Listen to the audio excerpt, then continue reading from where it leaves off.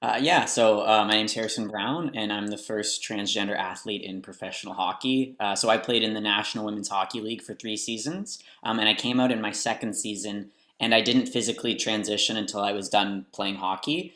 But yeah, diversity and inclusion has been a huge thing for me. I'm the diversity and inclusion consultant for the NWHL, and I talk all across the different sports, different leagues about how to better include LGBTQ plus athletes.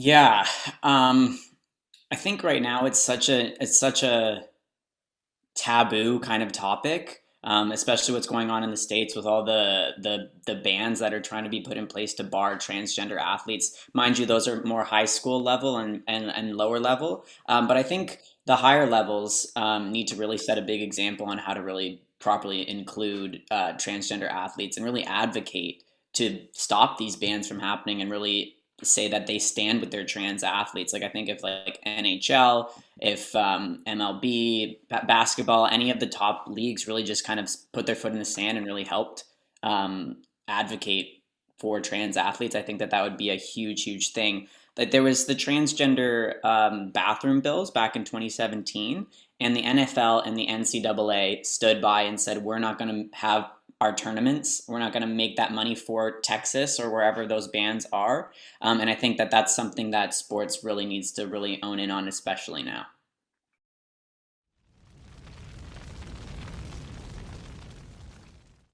Yeah, I think the accessibility of hockey, that sport is an extremely expensive sport. And I think the biggest barrier is socioeconomic status. So I think that there needs to be more accessibility in bringing younger kids in the grassroots. I think that that's where it really starts. Like the NHL or NWHL can come out with Pride nights and everybody can wear Pride tape. But I think where it really can progress into where it needs to be in the future, it really needs to start in the grassroots. We really need to be bringing in all different types of hockey players, all different types of people within the sport, all different types of fans, coaches. Um, but yeah, I think yes, the biggest barrier is the money thing. So I think that the more that big organizations can come through and sponsor, maybe bringing free equipment for kids, or maybe having tournaments that they can bring kids in to try hockey for free. I'm seeing a lot more of those things kind of come up in the communities, in different types of communities for women and men. But I think that there needs to be a lot more to get this sport to where it needs to be.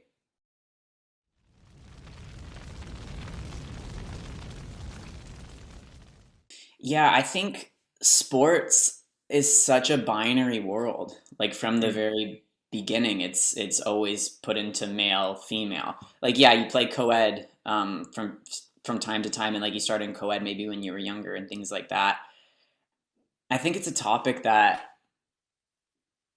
there isn't really a right answer right now. Like I know that there's a ton of people that'd be like, well, wouldn't you like to have like just a specific trans and non-binary league, and that would really like help solve all your problems? But that really others the transgender community and the non-binary community. I identify as a trans man, but my space to play I felt was on the women's side, and I wouldn't have wanted to play on trans or non-binary specific league. So yeah, I think there needs to be a lot more communication, especially for trans women and trans girls athletes. That's the biggest topic right now for me as a trans man.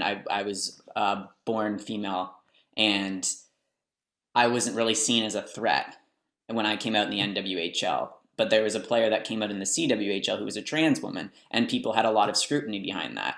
So I think there needs to be a lot of education done on trans women and the fairness of sport, because that's the biggest topic. It's like, oh, it's not fair. It's not fair. Sports are not fair. Money, you can't. You if somebody has more money to pay for coaching, they're going to be better. If somebody is taller, if somebody is like that's the biggest thing. It's like you don't bar people from playing sports because of their height. Like Zdeno Chara in the NWHL and the NHL is so tall, and you don't bar him because of his size. It's just some people are born differently, and it's yeah, sports are not inherently fair. So I know that was the long-winded question, but that would be my answer.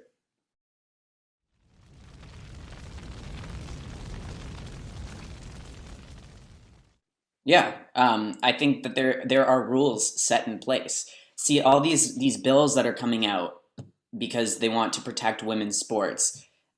Trans women have been playing in women's sports for a long, long time, and they are not running away with medals. They're not running away with championships. There hasn't been one trans woman that has won a gold medal in the Olympics. So this fear mongering is just it's just absolutely ridiculous. But there are rules set in place to protect sports. So for me, as a trans man, I was not allowed to go on hormone therapy. That means that I could still play. A trans woman that has the same amount, they're closely monitored to follow the rules and to have that their same testosterone levels as a naturally born female. So yeah, I don't think sports needs to be protected, and whoever can fall into those anti-doping protocols, if you fall into that place, you have a place in that sport, no matter how you identify.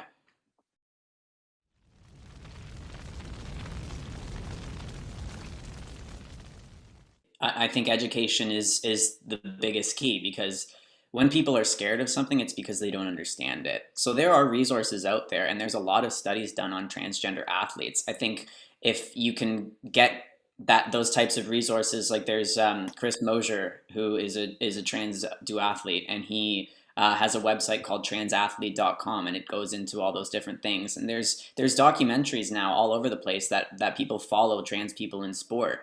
And then I think just the biology aspect of it as well, that testosterone doesn't automatically make you a better athlete. I played the top level female hockey, and the players that I had in my league trained extensively and were amazing, amazing athletes. If a man came in just because they identified as a man and they had testosterone on their body, that doesn't automatically mean that they would be better than those players. It really discredits female athletes and their own accomplishments. So I think yeah, just really kind of like demystifying these types of myths that just because you're a man, it means that you are going to be this incredible athlete. It's not true.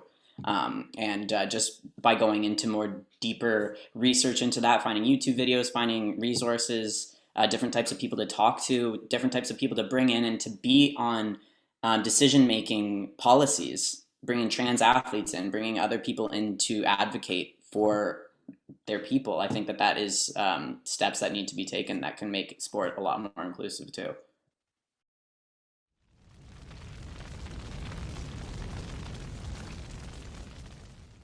Yes, I was a huge advocate for body checking in hockey. I think that is something that will make the sport.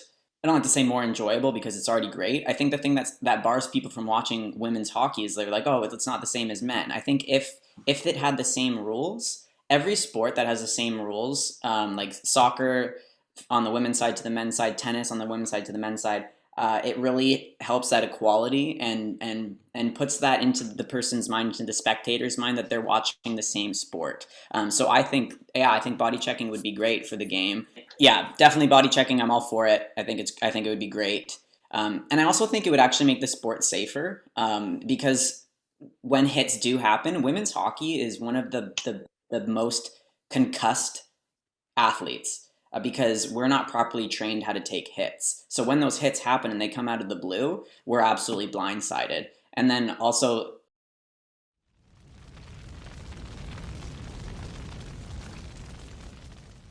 yeah, Hillary Knight has been making some great strides, and I think seeing some of the U.S. national players and the Canadian national players participate in the NHL All Star game, I think that is a really big step that women and men, especially women hockey players, are taken a lot more seriously. So yeah, I definitely do see that happening in the future too.